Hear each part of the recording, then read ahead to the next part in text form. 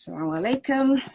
Inshallah, we're going to be talking to the artist behind the Legal Burqa. Assalamu alaikum, brother. How are you? Alaikum salam, sister. Thank you. I'm fine. How are you? Alhamdulillah, alhamdulillah. Jazakallah khair for joining me. And I'm sorry for the little bit of a delay. I was having some technical difficulties. I'm really not good at using this whole online live things. Nope. Okay.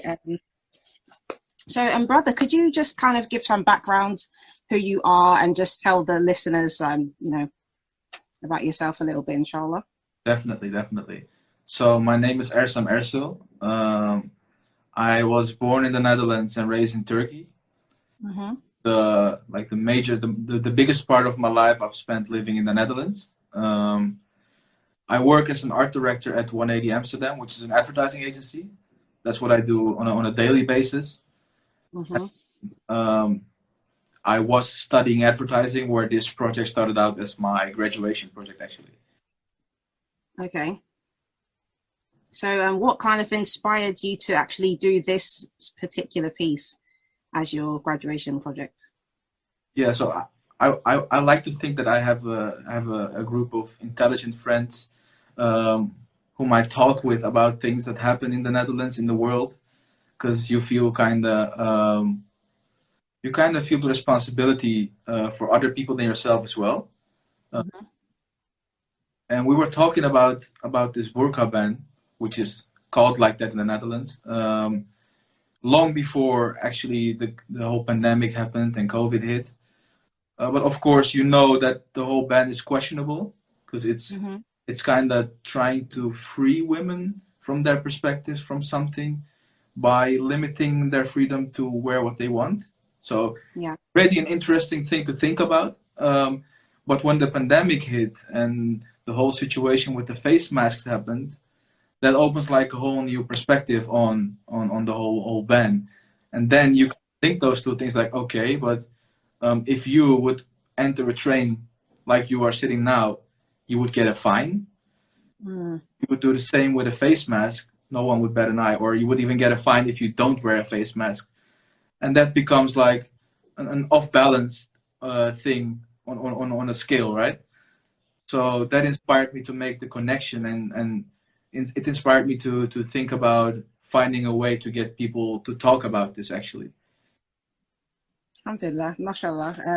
So as an artist and as a Muslim as well, you felt like it was partly your responsibility to make a point of making this, like bringing it to the to highlight it. And what about your role as a man? Because some people might say, well, because I made the mistake of thinking that you was a sister. When I first invited you, I thought I just automatically thought that it's a Muslim woman, that, or maybe like just a woman in general, she's kind of done this piece. So as a Muslim man, how do you feel, how would you answer that if people asking you, well, what's it got to do with you? You're a Muslim man especially, and it's you Muslim men that want the women to cover up, and you're trying to oppress Muslim women. Like, what kind of response would you give to that?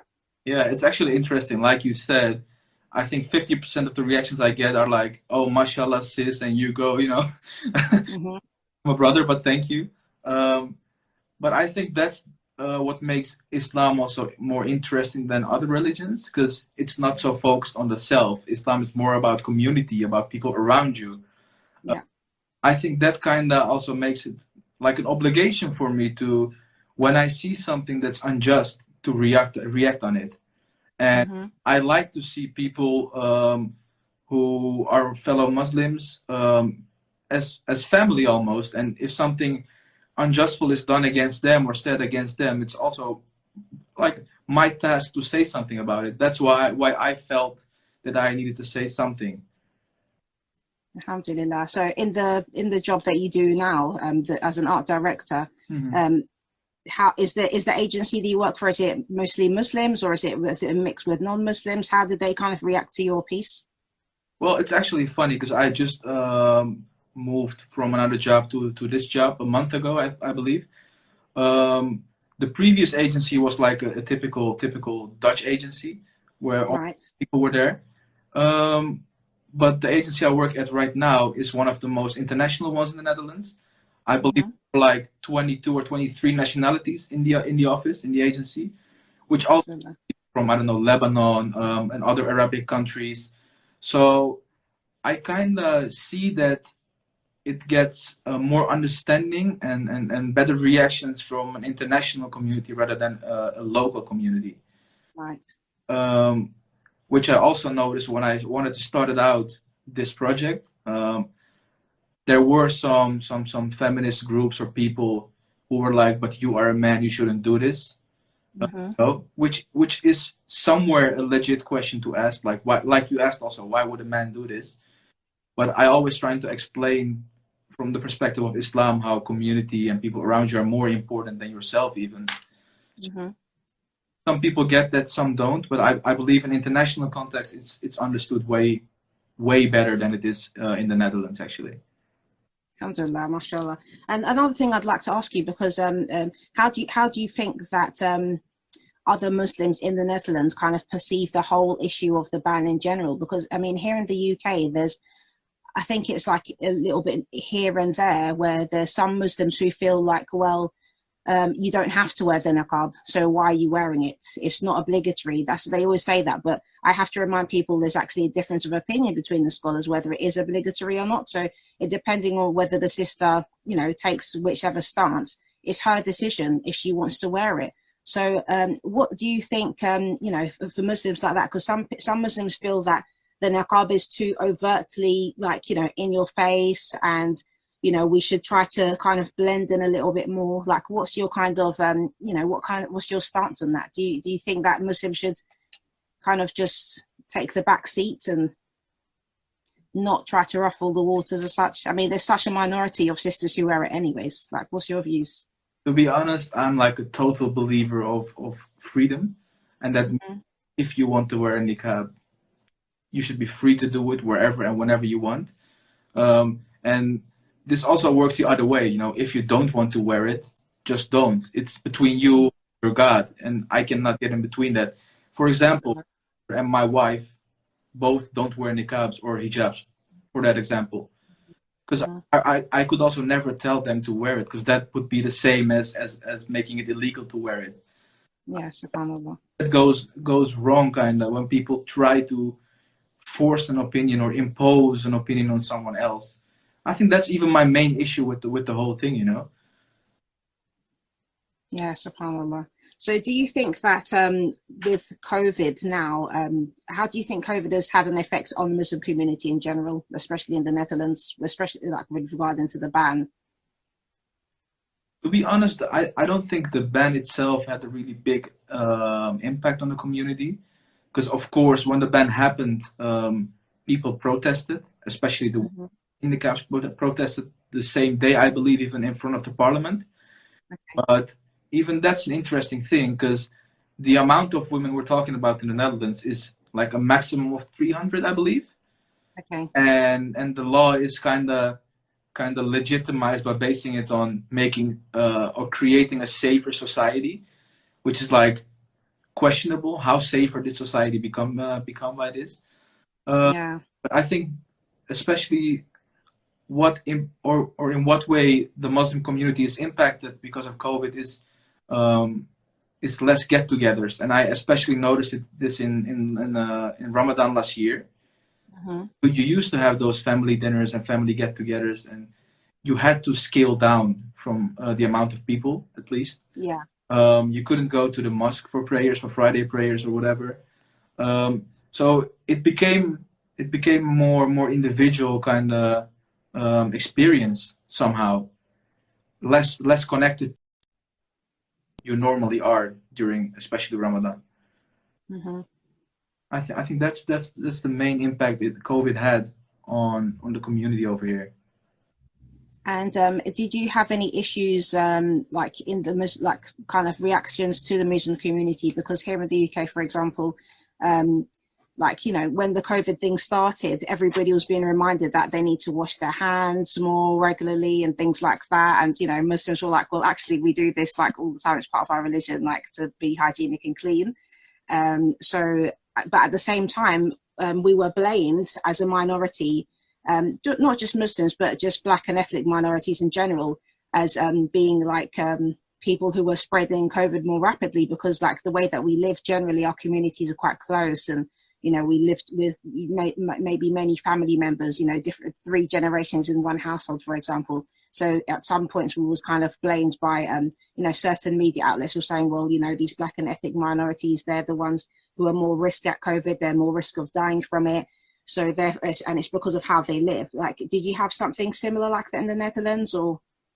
Definitely. I think even some doctor at some university hospital leaked like intensive care data that most of the people were from minorities. I think something like that happened, but it's actually interesting, you know. Like you said, many people from the minorities, from our communities, live with parents and grandparents and big families in small houses, but that's actually also something created by politics and politicians over here, because people were put away in poor neighborhoods to live together in flats of, I don't know, 15 stories in small. So I think people always react on some kind of outcome rather than where it comes from, rather than the source.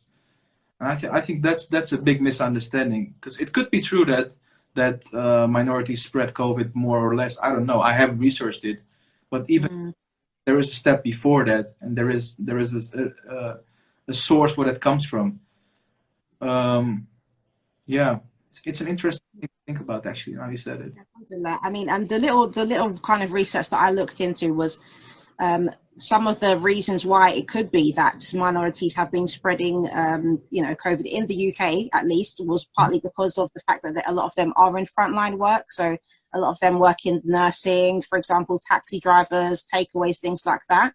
And then when I actually looked at the data that there was a report that they had shared on LinkedIn.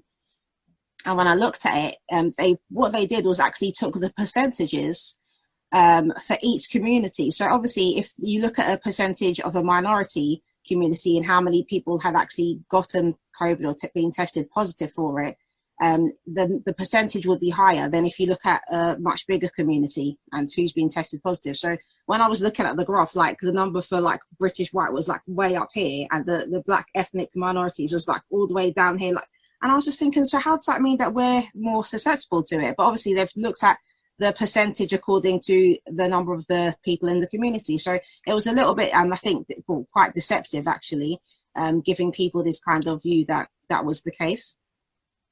Yeah, subhanAllah. So when it comes to women's issues in general, like, what about your family, the women in your family? How do they kind of perceive the kind of work that you've done, and, you know, how do they feel about the fact that you've done this work? Actually, they have been very supportive, and I gotta thank them for that, because like I said, none of them are women in niqabs or hijabs, but even then, they agree with me and feel similar to me that it should be a freedom of choice instead of imposed rules. So actually, the woman in the first photo I released is my sister-in-law. Okay. Helped. My wife is somewhere in the background holding a curtain and holding a light to light. My mother and father have been sharing all images and all media attention, everything it got with right. So I think it's nice from them to also be able to show the empathy to people who might dress different than them, or even might live Islam different than them. But I think that's a nice way of showing respect to each other. Yes, it is, mashallah, alhamdulillah. So more about the work itself. I mean, you mentioned in the photos, I mean, and I've seen a few of them, you've had like 4 posted on Instagram. So the background's usually quite dark. So what kind of like message were you trying to kind of get across with these images, like, exactly? Because obviously it's clear that, you know, you're making a contrast between the face mask itself and the niqab or the burqa, but you've got them in quite dark settings. So what was your kind of thoughts? Yeah.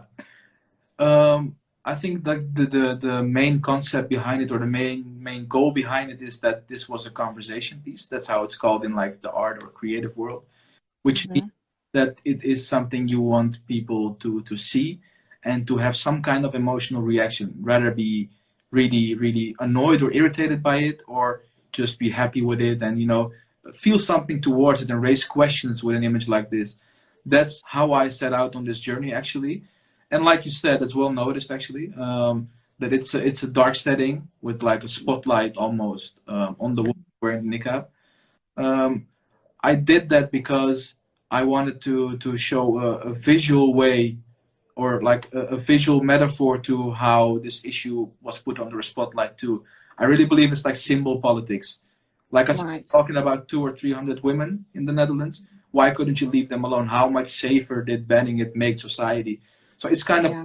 under a loop, or it's put under a spotlight. It's pulled forward. It's made bigger than it is. So that's why I wanted to isolate the niqab and the woman in the niqab from the background. That's how I wanted to do it actually visually, and that's well seen by you.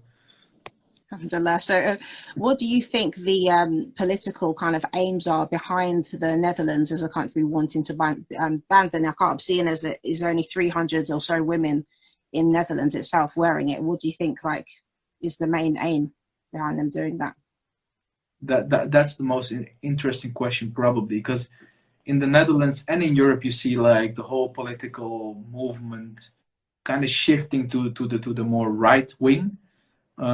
Even the more center parties, or parties we used to call centers, become more right wing.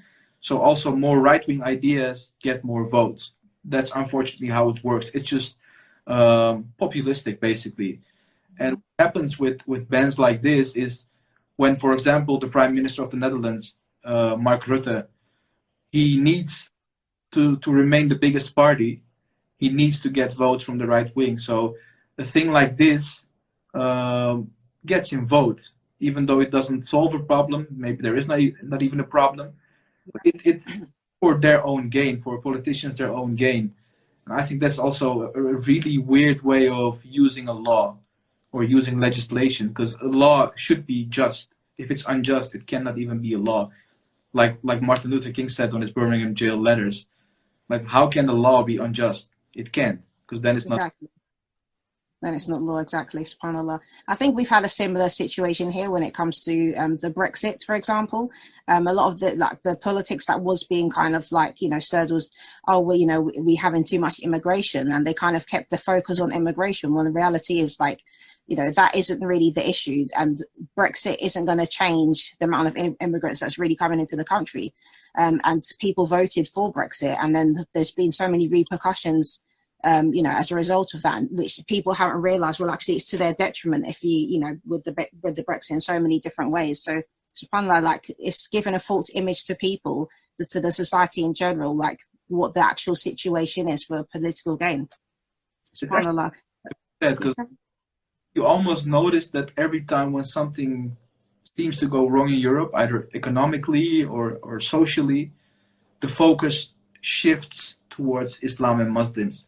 But we are a pretty easy target to gain something on, or to gain something on the back of the other people. I think we're an easy target as well in that. Definitely. When it's a minority, that's what you have all the time. We've just had a question from, well, this is not even an online question, it's an offline question from somebody. They've asked, when you made your pieces, why did you use so many masks joined together rather than just stretching the mask out, like opening them out? Like, what was your reasons for that? Yeah, I wanted to be clear, because I tried making only the longer piece of mask, but then it almost becomes like a hijab with right, which was also one of the inspirations of this project. I was in some city center with my wife, and we saw an older woman sitting with a hijab, and she had a face mask on and one in her hand, but it looked like it was a longer piece. Right. That's also a moment that you realize, like, oh, how is this different than a niqab, right?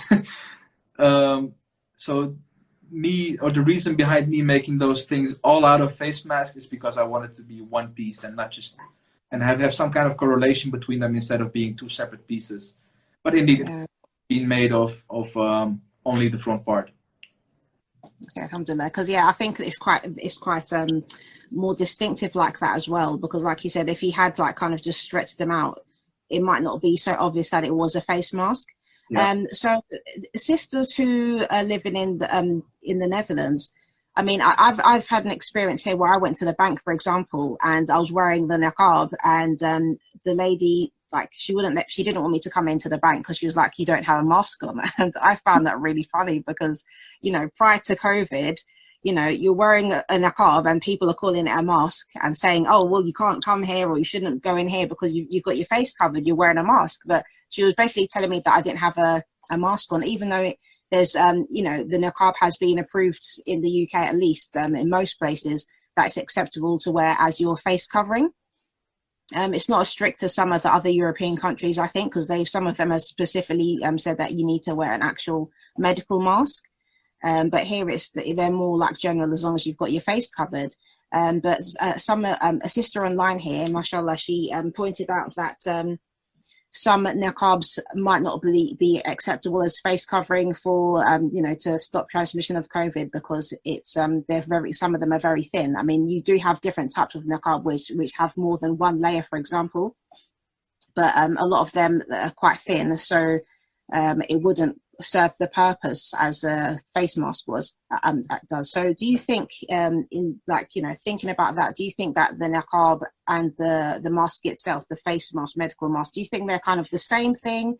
And do you think, if you do think they're the same thing, then should like the government in the Netherlands, should they kind of reconsider their ban because they're the same? Or I think they should, and I think the interesting part is it's the same like you explained in the Netherlands. It's like, as long as you cover your face, it can even be a scarf you wrap around your face. It can be anything. So nice. even medical masks were forbidden to use because they were needed in the hospitals, which I understand.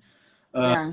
So it's not even about what I think, or if I think it's the same or not, or if I think it's similar, but the law says it's similar.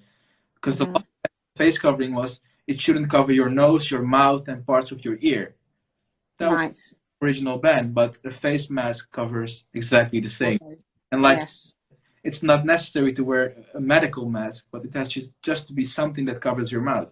So according to the legislation and to the rules they put into it, the niqab and the face mask are the same thing. Basically, yeah, subhanAllah. So it's quite a contradiction, really, subhanAllah. So with your work, what do you hope you can achieve by this piece that you've done? That's a great question. I think conversations like this one are my favorite outcomes of this work, because it has been in some media, in some newspapers, whatever, but I really like it way more when I talk with people who experience the issue, people who are directly affected by this, like yourself. I think conversations like this can also give a point of inspiration or even hope for our communities to be able to think about things critically, and that we need to speak up sometimes and speak out sometimes, and not always be silent and, like you said before, take the back seat and adapt to our surroundings. Because we are also people living in the UK, in the Netherlands, in Europe. We are born and raised here. That means we belong here. And what our backgrounds are, what our religion is, shouldn't matter. We should be able to fully be ourselves without being othered just by what we wear or what we believe. Definitely, because I think that's one of the crises that like a lot of Muslims are facing now, especially in countries like France. I've heard recently that they're trying to ban halal meat or something like that as well. So it's like when will it stop? You know, it can start from a face veil, and maybe some Muslims might say, well, it's not necessary, but which Muslim can stand up and say, well, we don't need to eat halal meat? You know, alone Muslims love eating meat, so that's not going to go away if you don't do anything about it. Definitely. No, but it's interesting. As long as you keep accepting things that go too far, it's always going to keep going. There's always going to be something else that comes on top of it. I don't know. It's just weird. Like you said, why would you even try to ban halal food as well? It's one of the most, or maybe the most, merciful way of getting meat. You know, why is that even something bad? While you see halal slaughtering or halal meat taking over the world instead of being banned. Like when you go to the West, when you go to New York, there is a halal cart on every corner. It's people, their diet, their lives, even though they might not be Muslims even. Yeah. And it's the same with Ramadan, right? People fast because of the health benefits of it. Yeah. So the positive sides are always put away, and there's always a reason to ban and forbid things. Yeah, definitely, subhanAllah. Like even somebody was asking me the other day, well, they were saying, how can they ban halal meat? But what about the kosher meat then? You Hmm. know, and it's just like, well, if you ban the halal meat, we can eat the kosher one because it's still halal. You Right? know. So, but I think a lot of people, you know, they have so many misconceptions about Islam, and when it gets politicized to this kind of level, people, you know, they think halal means something. I don't know, like what it is in their minds. But I saw a show. They have a show here called Come Dine With Me, and basically it's like a show where, like a reality TV show where people who are strangers, they invite, you know, they have like 4 different guests or 5 different guests that they're inviting to their homes, and they cook a meal for them, and then they, like, you know, they get judged at the end of the night whose meal was best. And I remember watching an episode, and there was a Muslim girl on there, a Muslim lady, and when it was her night, because obviously the other nights she had to made it her dietary requirement. She was just picking vegetarian because obviously she's, you know, not going to tell them, oh, you must buy halal meat. So she took the vegetarian options. But when it came to her night, she cooked meat because all of her guests, they do eat meat. And there was one English lady guest that came into her house and specifically like declined eating the meat because she said, oh, well, I don't eat halal meat. And she was just like, well, what do you mean you don't eat halal meat? Like, why not? And then she was just saying, well, I just don't agree with it. And I was thinking, well, they didn't kind of give any like way to discussion in the show. They didn't, like, they've edited that part because they didn't like let it continue. But I was just thinking, what does she mean by she doesn't eat halal meat? There's so many halal meat shops in the UK, or takeaways especially, you know, they're very popular, and some of them, a non-Muslim might not even notice halal meat. They just go there and eat it because it's just their local takeaway, you know. And what did she mean by she doesn't agree with halal meat? And the word halal itself, a lot of people don't understand the meaning of it. It just means permissible. So even vegetables are halal, you know. So people might think that, you know, by eating halal meat, like some kind of transformation is going to happen to you in your body, or, you know, you're going to like almost like it's going to make you into a Muslim or something. I don't know what kind of ideas they've got, but You know what kind it's what school of thought that is? There was this protest by a really right wing group here in the Netherlands. They wanted to host a barbecue in front of a mosque in Rotterdam, I believe, and mm-hmm. make they wanted to barbecue pork meat, and they thought people would go crazy because if they think like Muslims are vampires and pork is like garlic or something. Basically, yeah. I saw something like that in America. They'd put like pig heads on a road, and they said like no Muslims allowed or something like that. And I thought, okay, do you think that like Muslims are going to like shrivel up and die because like you put some pig heads there? SubhanAllah. So I'm just going to read a couple of the comments here. A sister, semi 35. When your grandparents came to Holland, there were no Muslim butchers and no halal meat. Unfortunately, now we are really blessed. So alhamdulillah, like, you know, obviously our generations before us have done a lot of work to be able to bring us halal meat and, you know, give us like, you know, the things that we need as Muslims in the community. Alhamdulillah. And to be honest, on the contrary, on the other side to that, you know, we're talking about meat now, but the topic is about the legal burqa, the artwork that you've done. And it's similar with that too. Obviously, Muslims, our generations before, our grandparents or parents who have come, I mean, I'm a convert, but those Muslims who came before us into these Western countries, they came with their hijabs, maybe with their niqabs as well. And they had their own style of their own cultures that they came with.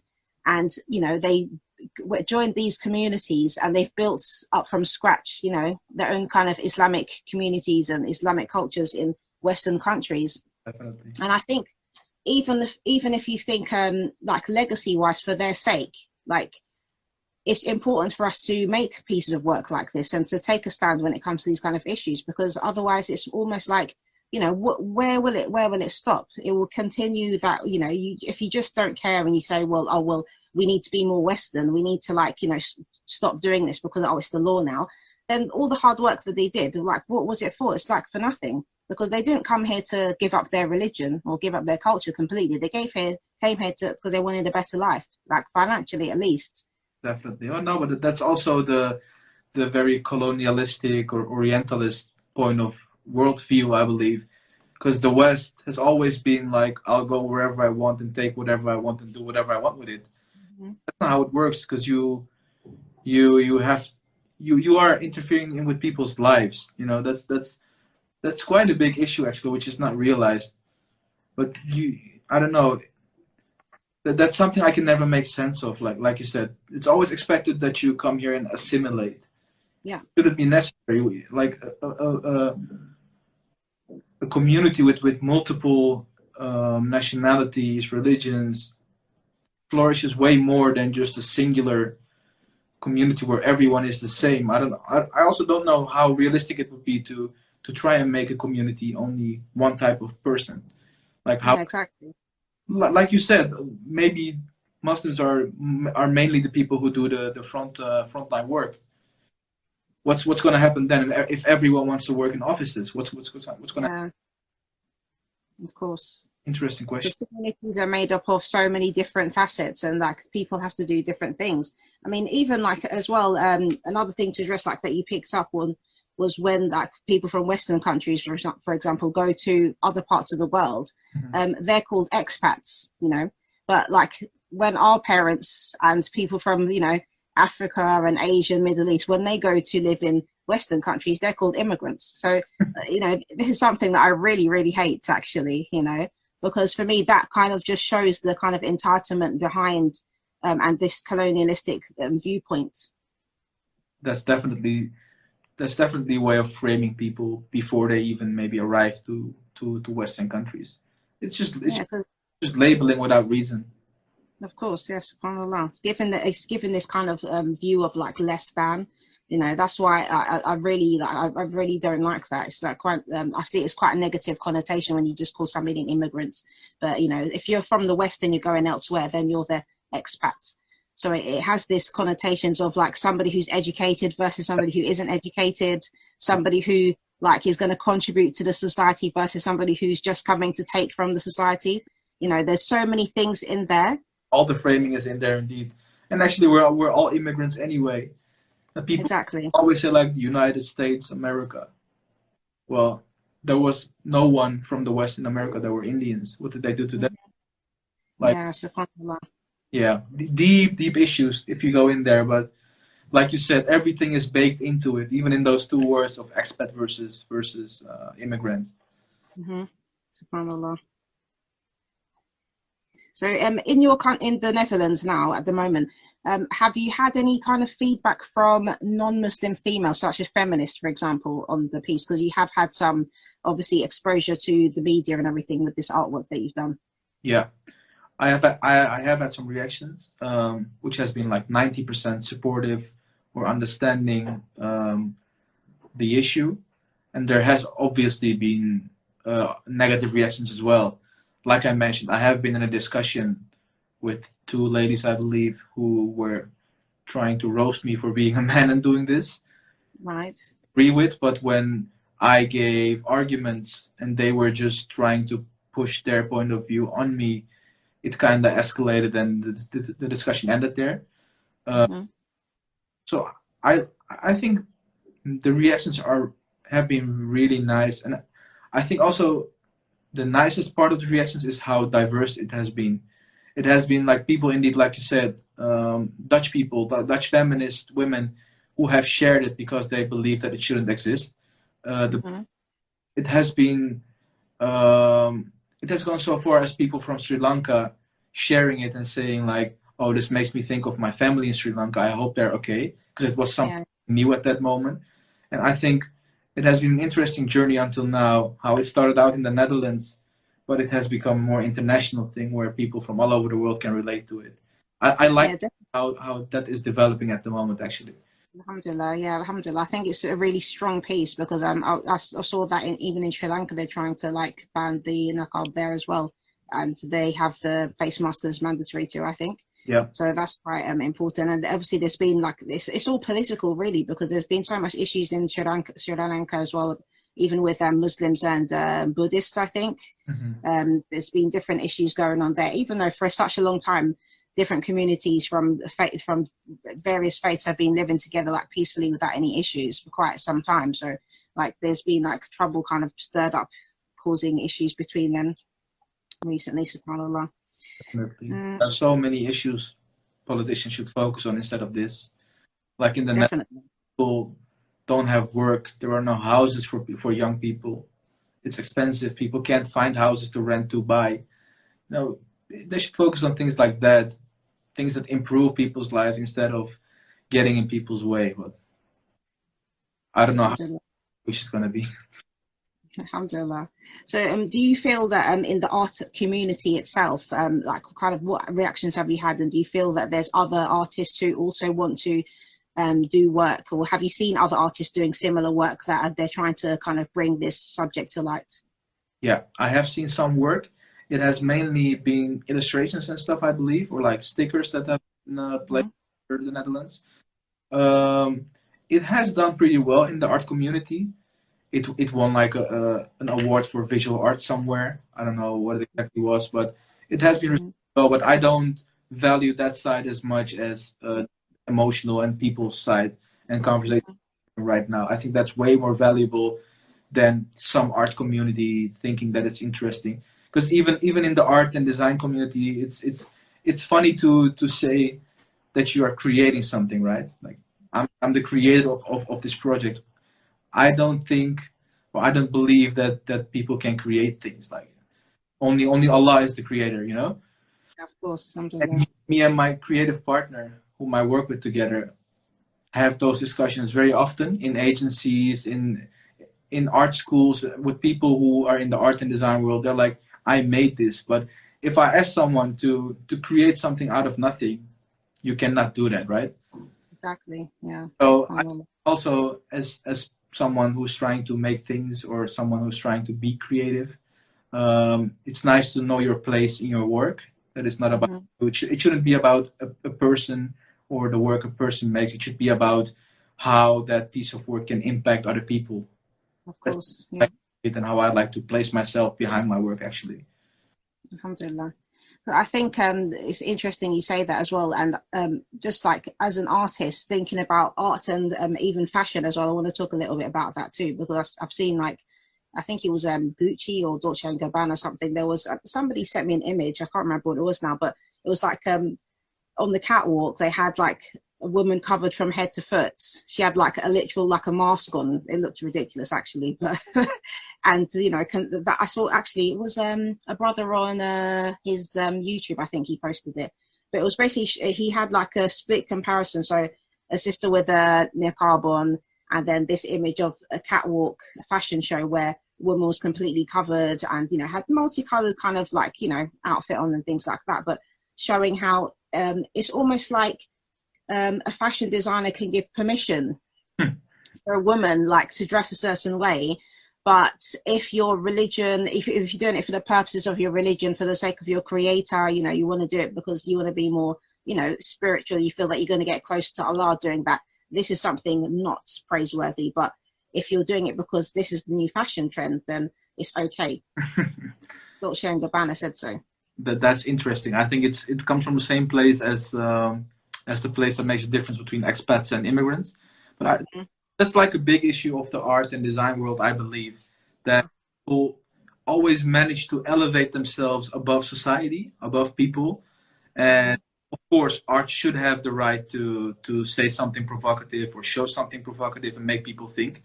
That's maybe one of the biggest functions of art.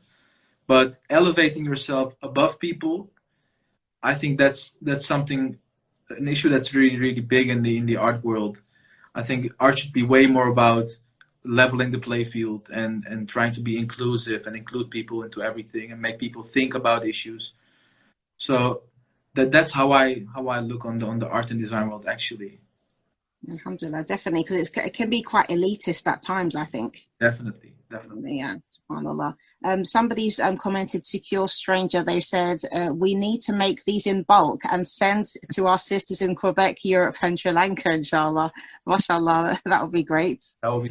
And Nimane said, it's often a political move to get votes from the far right. So yeah, that's something that you'd mentioned earlier on in the discussion. I'm just going to have a little scroll back. I'm really not good with keeping up on comments on this thing, actually.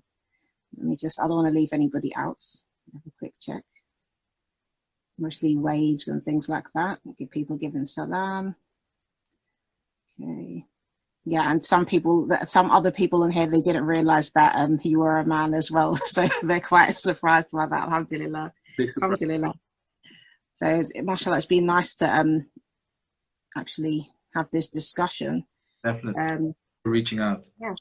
Yeah, well, barakallahu feekum. Alhamdulillah. I have to thank my one of my friends. I've got an Italian friend, actually. She's Muslim.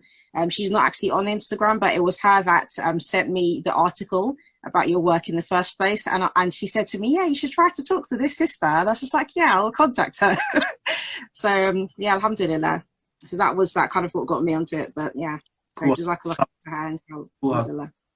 Ideas spread like viruses as well. You can. Yeah, definitely.